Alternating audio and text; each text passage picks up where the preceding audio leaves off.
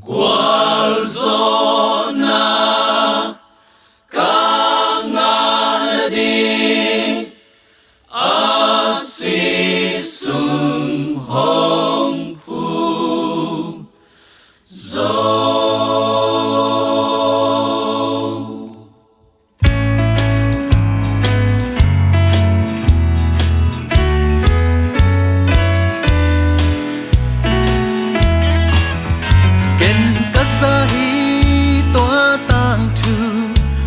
Pan hun pa hung pai na tu Calvary asi na hung thoni mi sia cây hung hon hi asi hung loan hiat man na kimin ataw na tu kaza kamo na te ka kisika dun zo na kanga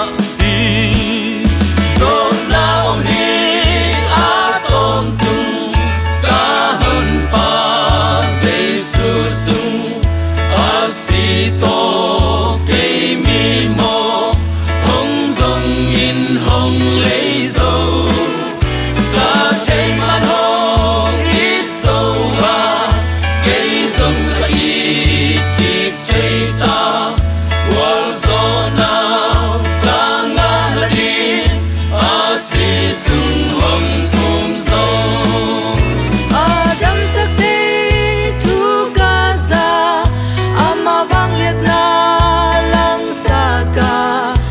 Bài tê hoi tak lam pai sakhi mi to ko mu sakhi toa chang ka i Jesu kya ke hong dam sakin ka chi cha ama ka kya nga hong pai ya so na a hong kya hi so na hong hi a ton tu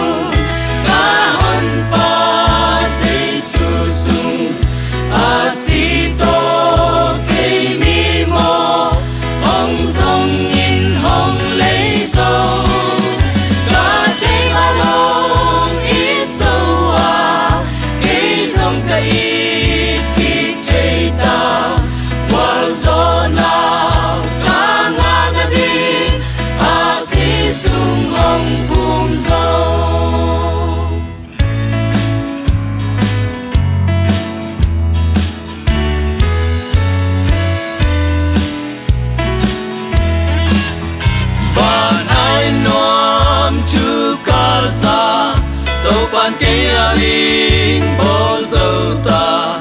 công sinh khem tiêu hoa khăm bê kịp ha lim lặng tôi pi gala van tung mi tê la sang na a hong ta thiên na chư ca sa khát về chẳng kiên dòng tua la ya ca sa đinh gió na la.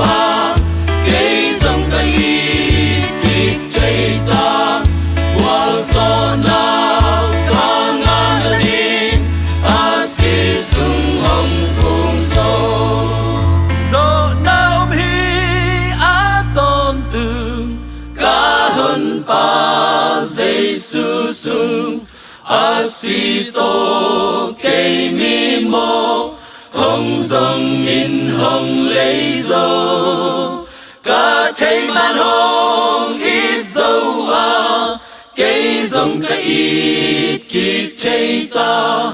qua gió na cả ngã là đi a si sung hong cùng dầu gió nào hi a tôn từ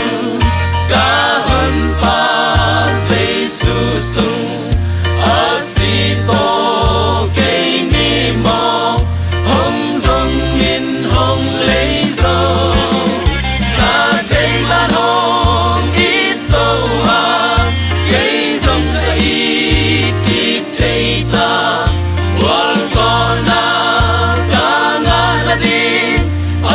mi